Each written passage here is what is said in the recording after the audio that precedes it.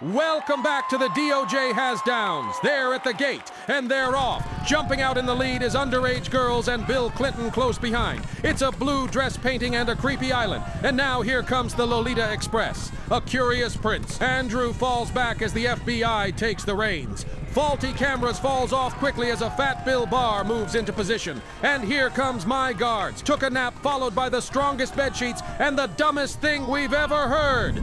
Coming down the back stretch is Maxwell the Mossad agent moving ahead of dumb horny celebrities, but coming on the inside is leveraged politicians and a blackmail operation. It's Binders Bondy followed by 10,000 hours of footage. Awful footage. Boxes of evidence is challenging for second going into the clubhouse turn. Passing on the rail is a creepy temple that looks like Ellen DeGeneres studio backdrop, followed by cardboard in the windows, a giggling Bill Gates, and in general, you always have to be careful. Here they come, spinning out of the turn. Epstein didn't kill himself is in the lead, but here comes Cash and Bongino. No arrests and public outrage are neck and neck, and down the stretch they come. Pedos run our government is pulling away from disappearing victims by a length, but coming in strong is no videos exist, but I saw the video, and nothing is wrong. Binders Bondy is passing phase 1, and at the wire it's Epstein. Did hang himself, there is no list, and a massive scandalous cover-up.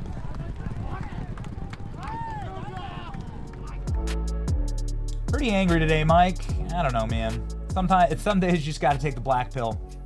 But I'm looking forward to hearing your takes on this. Let's begin with Jeffrey Epstein belonged to Intel. What do you think, Mike?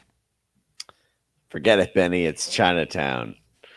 It's That's right. I look forward to getting the razor in my, getting the razor in my face soon. Yeah. Okay. Well, what happens next?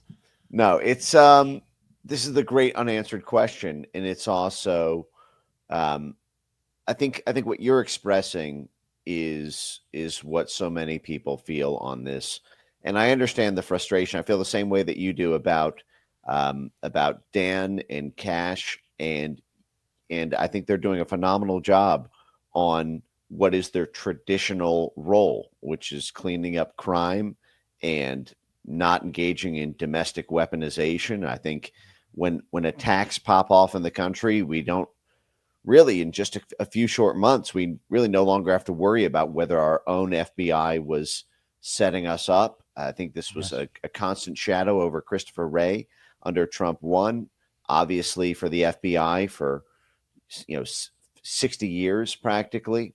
And they've done that with very few friends on the inside, given how outnumbered they are by the FBI rank and file. I think there is a intense desire from the MAGA base to have accountability for past FBI malfeasance beyond simply doing the job of federal law enforcement. And so it's a very heavy burden, I think, on senior management for things that they are not, which is a little bit above and beyond what the typical day-to-day duties of the job are. I have long believed that the Epstein story is not so much an FBI story as it is a DOJ and CIA story, as well as the international networks that have been talked about so much. And so when the initial claims from Dan and Cash on this came out, my thought process was, well, you're not going to find anything at the FBI layer here, because if this was CIA, you're going to have it shielded from FBI so that it doesn't give a predicate for DOJ action. But DOJ will be the holder of all the interagency chatter, all the interagency cables, all of the interagency dialogue. And so what we're hearing from the news last night is a much more serious and final opinion, it coming from Pam Bondi. Now, I still have questions about how exactly how official this is, frankly, because Axios evidently got an exclusive. They posted what looked like an official DOJ document with the news story they published, but then within a few hours, the official document was a missing link. And I know that folks like Tom Fitton from Judicial Watch had been actively FOIAing the Justice Department for these documents for months, if not years. And I know that Tom Fitton has felt a little bit of a stab in the back that he feels that Axios was given an exclusive for things that should have just been responded to in a FOIA request from Judicial Watch. I mean, we can get to all that, but as to your direct question about whether or not Epstein did or didn't belong to intelligence, this is one of these unanswered questions that remains very much a slap in the face. I think to understand the Epstein story, you need to go back to the 1980s and at least back to, as you mentioned, the 2008 case when Jeffrey Epstein was arrested the first time, and one of the strangest plea deals in DOJ history was struck.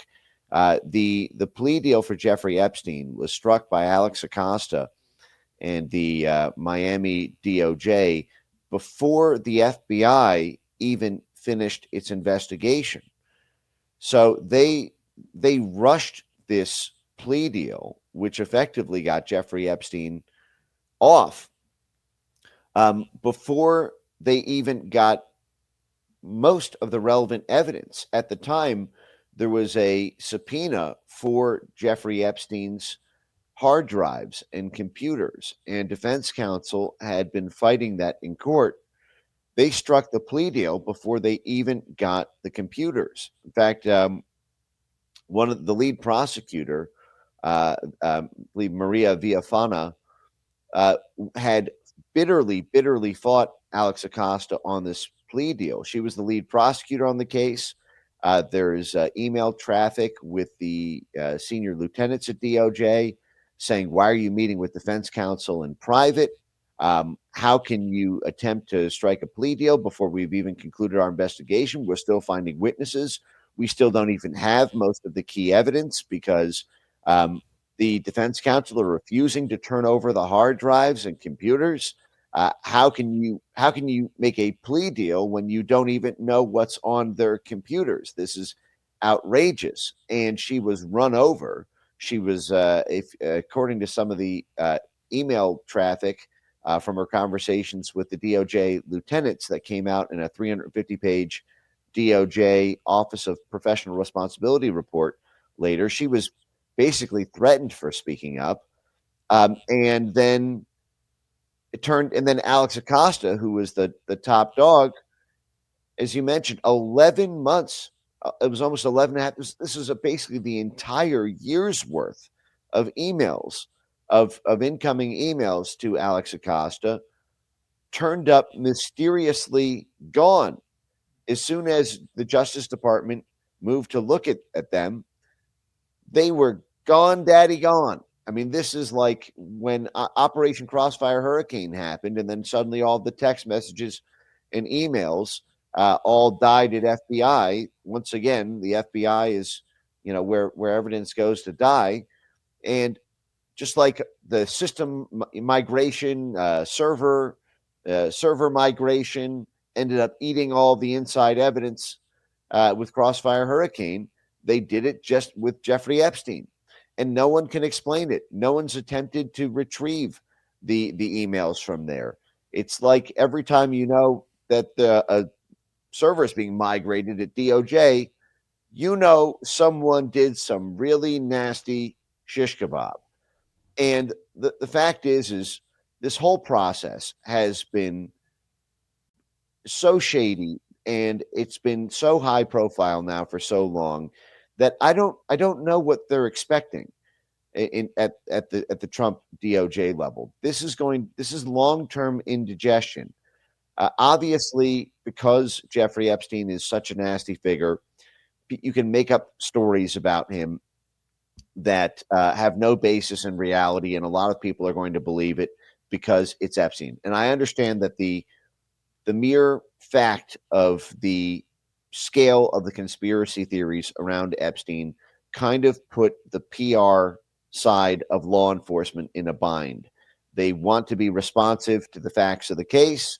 They do not want to be responsive to public opinion. Justice should be blind, which is the right attitude. The issue is if you don't show your work, if you don't show us what you looked at in order to make your decision, we can't trust your work. We trust work, not words. And, it is now, it's been 6 months of the Trump administration. It's been half a year, and this was a major campaign issue. And we have not seen what DOJ has seen. We have not seen what FBI has seen. We have not seen anything from the CIA side of this. And meanwhile, all of Trump world sort of touches Epstein world from strange angles, which is another topic on this that maybe I can pause if you want to get to. But as to your immediate question about was Epstein an intelligence asset in some respect, I think undeniably the answer on that is yes. And the fact that we have seen really no attempt, or at least good faith attempt, to even humor the American people. What did DOJ query from CIA on this? They're going to come out with this conclusory statement about there's no anything. Okay, well, what did you ask John Ratcliffe? What queries did you put to the CIA system? At least let us make the excuses for you that you got stonewalled or there was nothing there, because we see what you see. Why top-down edicts without any sort of accompanying set of data dumps? Where's our WikiLeaks? Where's our Twitter files?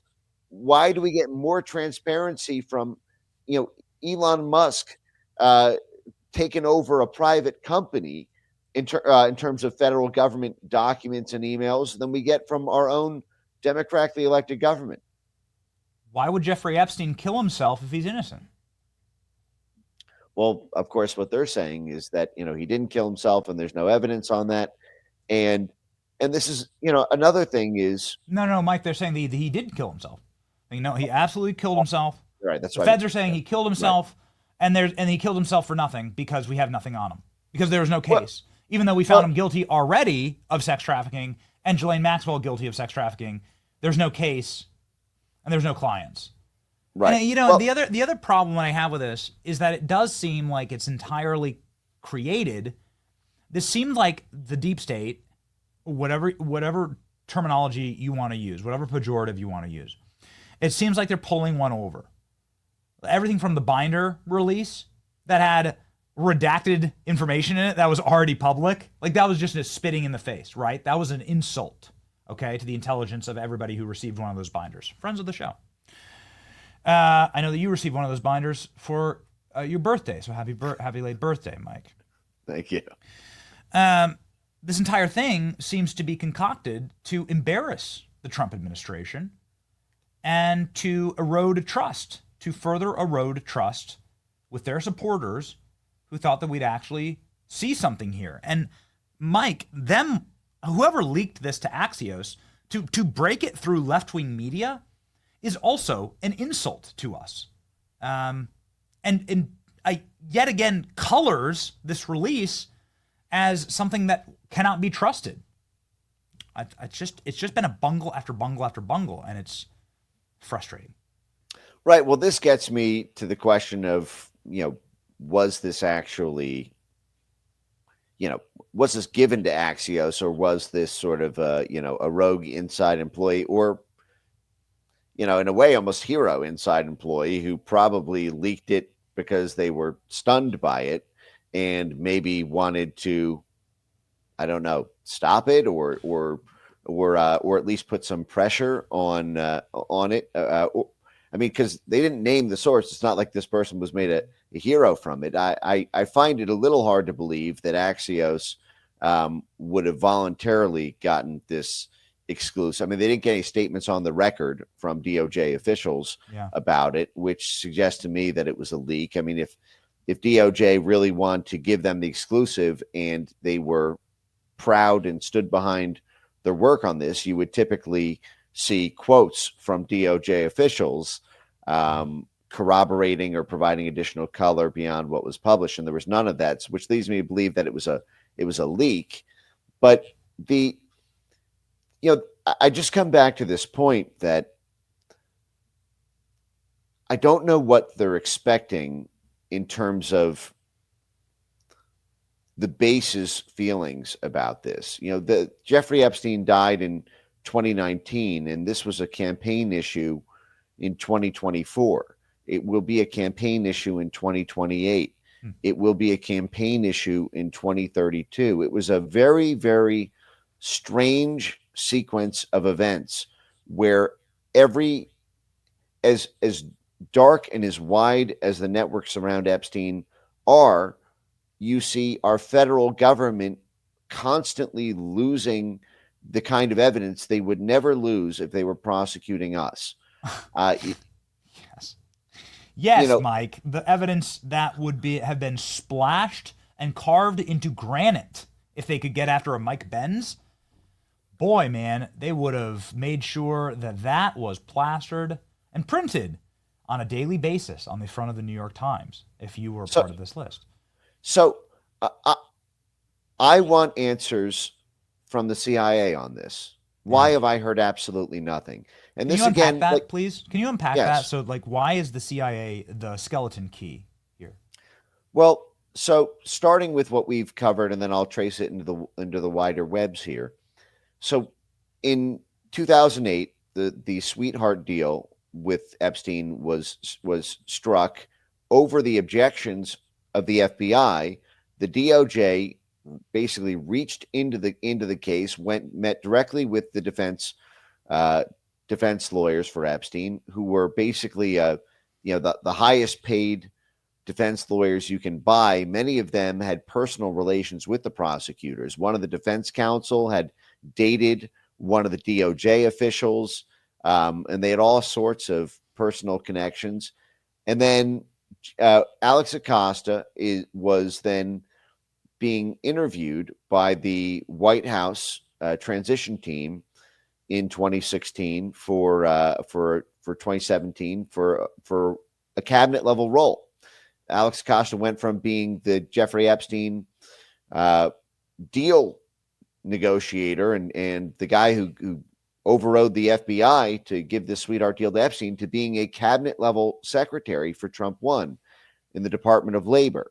Now, the Department of Labor is another kind of strange place in the U.S. government. This is for unions. Organized crime and unions move together like peanut butter and jelly do. Alex Acosta had also been the dean of the law school for Florida International University, which is a major CIA recruiting hub. Folks like Juan Guaido, for example, who was the CIA-backed candidate for Venezuela, is now at FIU. FIU is a very famous recruiting ground for CIA operations in Latin America. And it's also close to where Jeffrey Epstein lived when he was also in South Florida. Jeffrey Epstein runs through those same Latin America CIA networks, I should note. It was Jeffrey Epstein that was working with Adnan Khashoggi, the CIA-backed weapons dealer for Iran-Contra, very close to the Bush family and the Saudi royal family. So Jeffrey Epstein is connected to Iran-Contra, the CIA gun running and drug running operation from the early 1980s. In 1985, Jeffrey Epstein effectively took over from Arthur Shapiro. Arthur Shapiro was the tax attorney for Les Wexner. Les Wexner, the billionaire who was the head of Limited Brands, the Victoria's Secret. At one point, this was the largest retail chain in all of America. And Jeffrey Epstein, after Arthur Shapiro, the tax lawyer for Les Wexner, was gunned down in a Chicagoland-style murder in Columbus, Ohio. in 1985, the day before he was set to testify to a grand jury IRS investigation. See, basically, he had run the Wexner estate's tax and accounting.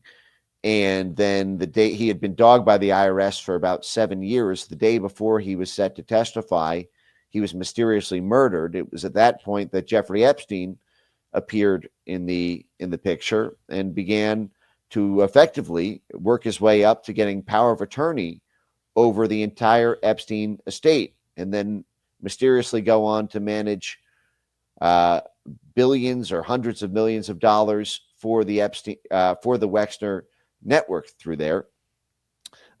Epstein then became involved even more directly in intelligence adjacent work. He was involved in the negotiation of the relocation of the very Iran-Contra CIA airline company. This is Continental Air Services, Air America.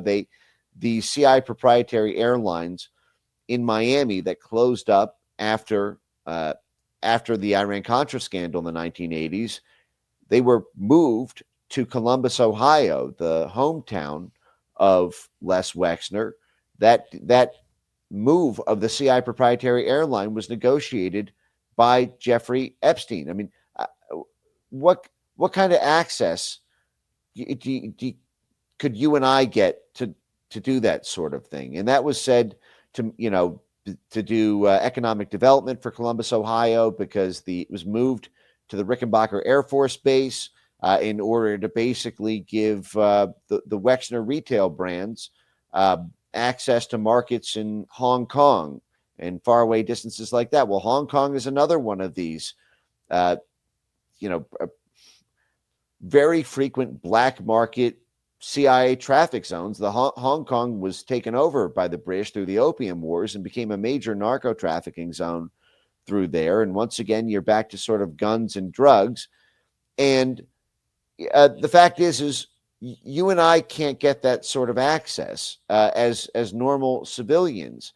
Adnan, you and I can't just sort of represent Adnan Khashoggi and CIA-backed, gun runners, and then go on to have all these connections to both the Bill Clinton machine and then the Donald Trump machine. I mean, Jeffrey Epstein really flew too close to the sun in the 1990s when he became the money bundler for Bill Clinton in the 1990s and was, flying around the world with Clinton. And the fact is Epstein's adjacency to all of these intelligence nodes, combined with the head DOJ official saying that he was told to back off Epstein because he belonged to intelligence, it's above my pay grade. Then back to the Acosta story here. So Alex Acosta was then questioned about this when I believe it was the Daily Beast reported that that's what he told the transition team. And Alex Acosta's response to being questioned about that intelligence statement was very curious. He didn't deny it when he was asked about it publicly. He said, "I'm not allowed to talk about that. There are DOJ rules about ethics rules about what I'm allowed to say publicly. But a lot of people are taking what I said out of context and going down rabbit holes. But I'm not allowed to either confirm or deny." Now, why would you not be able to deny if that was not the case? That was over 10 years before. He was questioned about that in 2019. The case had already been closed. The settlement had already been reached. It had been 11 years. And, if this was something that was fully untrue, there's no reason that you can't say, yeah, no, he didn't. He was not a CIA asset or an asset of another foreign government. But the fact is, we don't even know who Alex Acosta talked to. Now the final wrap up on this, and the official story is that in 2020, the Justice Department, responding to the heat of the Alex Acosta affair, did this 350-page written report. This is how we know about the 11-month data gap in Acosta's emails. And there's one footnote in the 350-page document. This is all we've gotten in the 6 years since Epstein did or didn't kill himself about the CIA connection. One footnote in a 350-page document that said from DOJ. Now, this was Bill Barr's DOJ. Bill Barr spent the first 7 years of his career in the CIA. He was referred to as the CIA's mop-up man by the Washington Post for his role in covering up Iran-Contra and the CIA's role in that. One footnote, and it says, we asked Acosta about whether or not there was truth to Daily Beast reporting about Jeffrey Epstein being potentially an intelligence asset for a helping the FBI on a related white-collar financial crime investigation.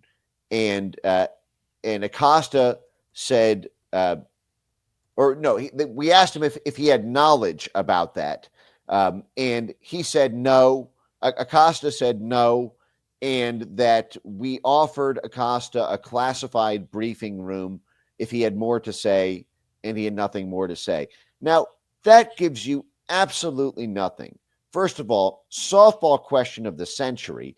Do you have any knowledge about Epstein being, an intelligence asset in a unrelated white-collar financial crime investigation? Well, first of all, even if you were to ask him, do you have knowledge that Jeffrey Epstein is an intelligence asset? Any defense attorney worth his salt will tell you, even if you were told that he belonged to intelligence, the answer to that question is no. You do not have knowledge. You have been told something secondhand through hearsay. You took some action on the basis of it, but you don't have firsthand personal knowledge of it. That's all we get. We don't get any questions about, who is it who had did you ever have any conversations about Jeffrey Epstein and his role in intelligence? Did anyone speak to you at CIA? Did anyone speak to you at foreign intelligence services overseas about no evidentiary trail, no list of who spoke to him about these matters, no questioning about what was said. It was like it was set up to fail. And for that to be the end of the story. And then Alex Acosta disappeared after that. He was a high profile figure. He was the dean of a major law school, partner at a major firm, cabinet level secretary. Now he's a ghost. And so all of this is happening in the context of what appears to be complete lack of enthusiasm for finding out the answer. And this gets back to the question of how many folks in Trump world, might be, is the reason there's no action on really trying to nail down answers around the intelligence side of this because there's no evidence, or because there's no appetite. And because they've not showed us any of the evidence that they've seen in order to make the determination, it's hard not to conclude it's because there's no appetite. That's something that is unnervingly frustrating, Mike, that they didn't talk us through their process. They didn't show us their process here. After all of the yapping and all of the talking on TV, and they did a lot of talking on TV about it. The documents are all on my desk. So many files, a dump truck pulled up with Jeffrey Epstein evidence. They couldn't show us anything. And you brought up Bill Barr, and I just want to take a quick deviation here into the origin story of Jeffrey Epstein. Because it actually goes back to Bill Barr's father in such a strange way, who was one of the founding members of the CIA. And so if you're going to talk about the nodes of connection between Epstein and the CIA, let's go back to Donald Barr, who operated the OSS during World War II, which is, of course, where the CIA sprung from. Then he became the head of the Dalton School. Then he hired Jeffrey Epstein, in spite of the fact that Jeffrey Epstein was a failing student and didn't have a degree himself, groomed Jeffrey Epstein, and connected them with Ghislaine Maxwell. So it's actually Bill Barr's father who is the origin story of all of this, and also, and it's worth noting, wrote a book called Space Relations, where a group of elitist pedophiles run an entire planet through blackmail. And it sounds like a movie script, and it probably is. Does feel like we're living actually in a simulation at times, and here it is. There's the proof. So maybe you could take just a quick deviation here into what is Bill Barr's role in this operation. If you're going to talk about connections here that are going to be very uncomfortable, obviously, for some people in Trump world, is this background story check out, Mike? The floor is yours. Yeah, that's one of the excuses that was sort of made for the DOJ the first time around, was that it was just such a patently obvious conflict of interest with Bill Barr that the thought process was with Matt Gaetz or Pam Bondi that we would be able to get more transparency because of the perception of Bill Barr doing the blocking and tackling the first time around. Jeffrey Epstein died on Bill Barr's watch. As you mentioned, Donald Barr goes back to the very origins of the CIA, and then Bill Barr started his career in the CIA. He actually, in his own biography, brags that he told his high school guidance counselor that what he wanted to be when he grew up was the director of the CIA. And then Bill Barr only became disenchanted with the CIA career when Stansfeld Turner, the Jimmy Carter CIA director, who massively handicapped the CIA. This was during the Halloween massacre in 77, 78, when the CIA was basically handcuffed and then had massive staff reductions and budget cuts. And it was at that point that Bill Barr became disenchanted with the CIA and the direction from the Carter administration, and then went on to become a lawyer and then the head of the Justice Department twice. According to reporting from Terry Reid, one of the sort of mystery figures in the Iran-Contra scandal of the early 1980s under Reagan, Bill Barr was actively involved in Iran-Contra, the CIA gun running, money laundering, drug running operation of the early 1980s, and had a code name Robert Johnson. If you read the book Compromised by Terry Reid, which was written well before the Jeffrey Epstein affair ever popped off. This was basically a tell-all from the 1990s. And again, that's the same network involved in Jeffrey Epstein himself. As I mentioned, Jeffrey Epstein involved in the Iran-Contra affair through Adnan Khashoggi and through the Continental Air Services and Air America CIA proprietaries that were used in that operation that Epstein negotiated to come to Columbus, Ohio. And so you had an immediate conflict of interest with Bill Barr when Bill Barr said that Epstein killed himself, or that, the case was basically closed. I think a lot of people like myself said, well, what do you expect? You got the CIA's mop-up man as the head of the Justice Department, and his friggin' father worked directly with Epstein. There is a kind of inescapable like father, like son in these sorts of things. It tends to be a family business. And, but I don't know how much, for example, Pam Bondi was the attorney general of Florida. And Florida was the exact jurisdiction that Jeffrey Epstein spent his career in and was prosecuted in. And I don't know Pam Bondi. I've never met her. I'm not making any sort of accusations here. It's just awfully convenient that everyone seems to know each other on this. And so there's a very simple fix, which is show your work. Why can't we see, what Tulsi did with JFK files? A lot of people were upset that there was no smoking gun, for example, to be found in the March files for JFK. I was ecstatic about that. I thought that was one of the the gold standard for how you do federal declassifications. Everything was fully unredacted. We got hundreds, thousands, tens of thousands of files for independent researchers to add to our body of knowledge, even things that were, not directly related to, the assassination. We got all the Operation Mongoose files. The fact is the Epstein network is something that, given the extent of what we know from the criminal side, is something that we need answers about well beyond an FBI prosecution. And oftentimes, because of declassifications or because of court documents, even if you can't prove something criminally, what you can provide to the public, for example, like what is in a DOJ filing, provides kind of metadata, if you will.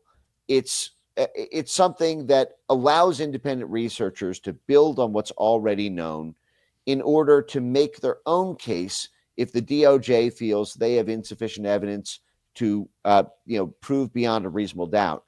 But what's so curious about this is there wasn't even an attempt to do so. So I don't know how this DOJ can expect anything but long-term resentment and anger from the base when there isn't even an attempt to say, well, listen, we looked at everything. Here's what we looked at. And if you look at this too, you'll make the same conclusion. They didn't even do that second step. They just said, trust me, bro. And it's not there. Well, show me what you looked at so I can decide whether or not you're bullshitting me. I want to see what you looked at so that way I know what you didn't look at. If I know here are the 30,000 emails we looked at, we put them in a big Tulsi Gabbard, ODNI, JFK style, WikiLeaks style. You don't even need to index it for us. The internet will do the work. Show us what you queried, CIA. Tell us who you talked to. What were the names of the case officers? What conversations did you have with John Ratcliffe? What documents did you go back and look at from 2008? Are any of those declassifiable? If not, describe them or publish redacted forms and remove sources and methods. We want to know what you saw so that we agree with what you say. And you telling us what you saw will be helpful to know what you didn't see so that we can decide whether or not there's a cover up here instead of having to assume it. Here's an image to your point. It's Jeffrey Epstein's safe. This image is taken, it's not AI, it's taken by the FBI, and the special agent in charge testified in court that manila envelope included many passports from different nations with Jeffrey Epstein's photograph, but not his real name. That's not child predation material. I don't need any more. I don't need any of that stuff like on the internet, right? Of course, none of that stuff should ever be on the internet. We're not asking to see any type of like horrible victimization photos. I don't want that. It's horrifying.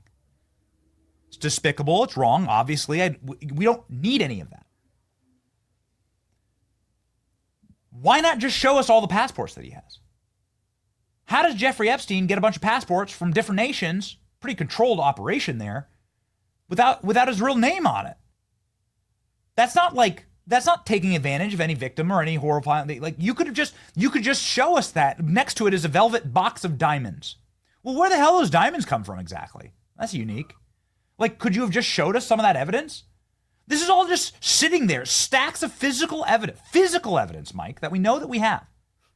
And it's all just sitting there. I get it. Like, I get it. I don't want horrible images of like young victimized people on the internet ever.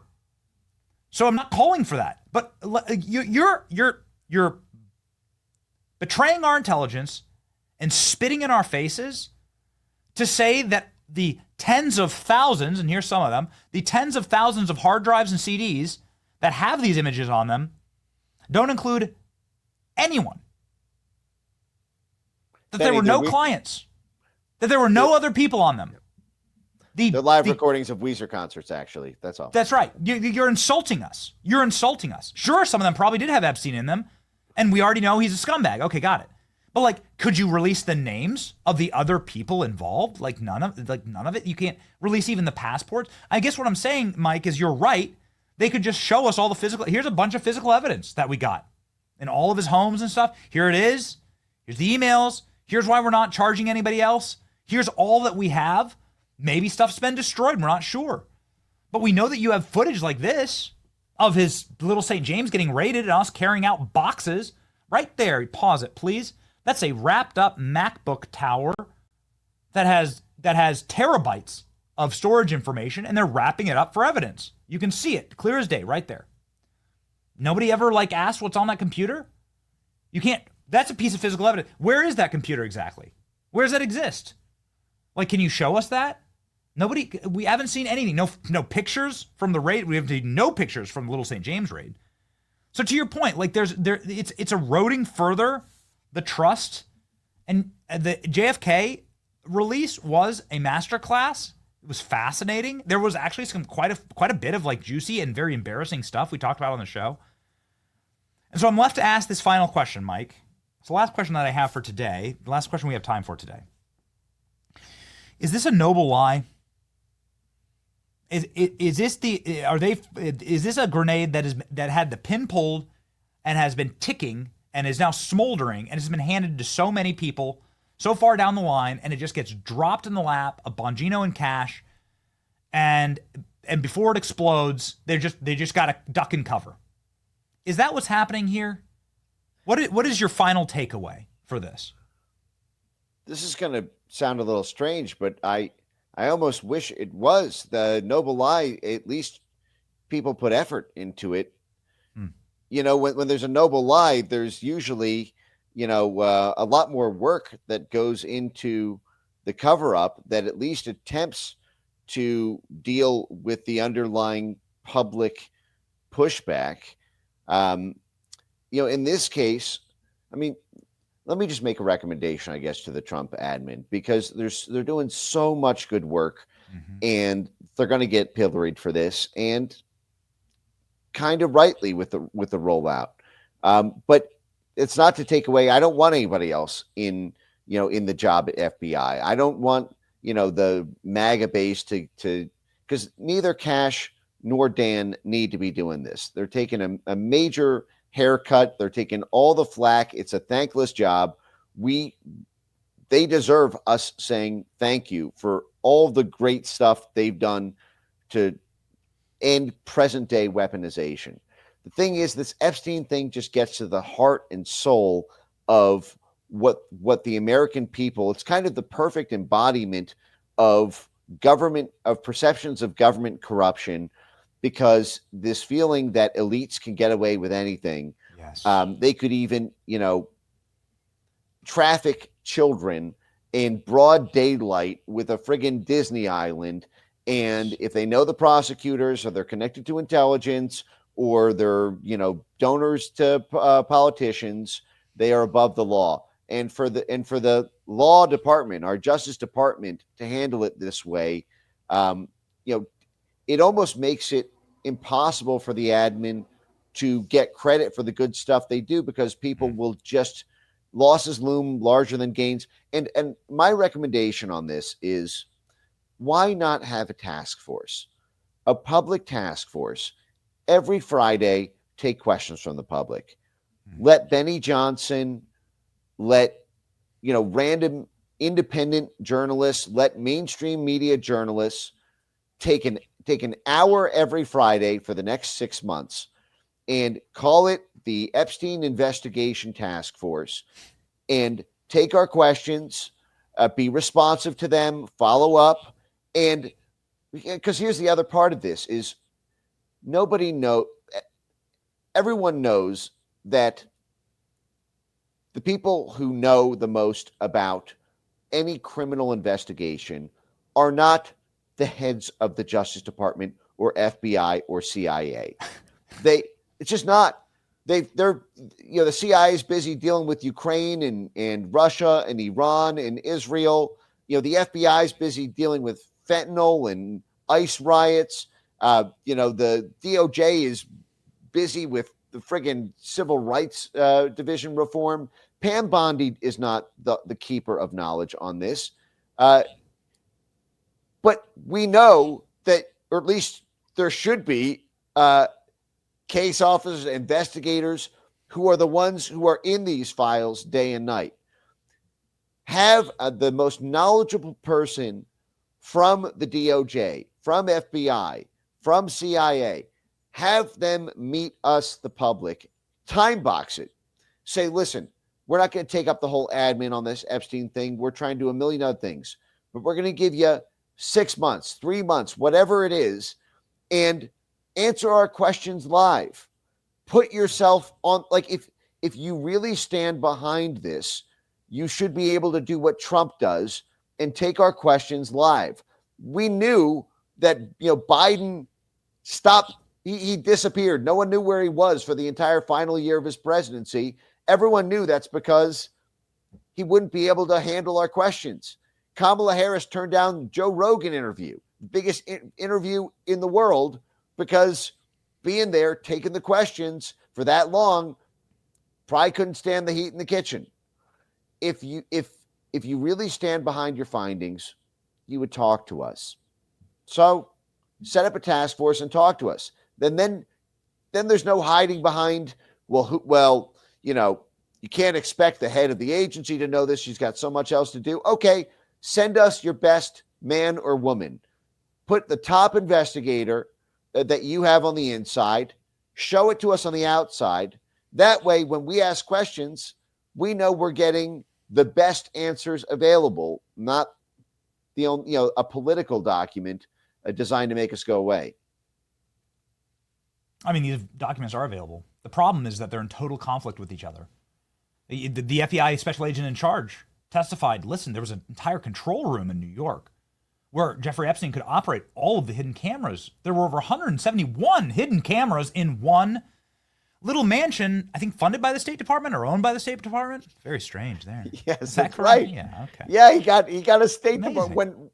When the Amazing. U.S. government seized the second largest residential building in New York from the government of Iran, they leased it immediately to Jeffrey Epstein, who then subleased it to the attorney from the Pizza Connection and French Connection drug cartel cases. Totally normal, Mike. I call that a Tuesday afternoon. That's what I do. I don't know how you spend your working days, but that's what I do. I seize government properties from Iran and then lease it through the State Department. State Department's your landlord. Yeah. Okay.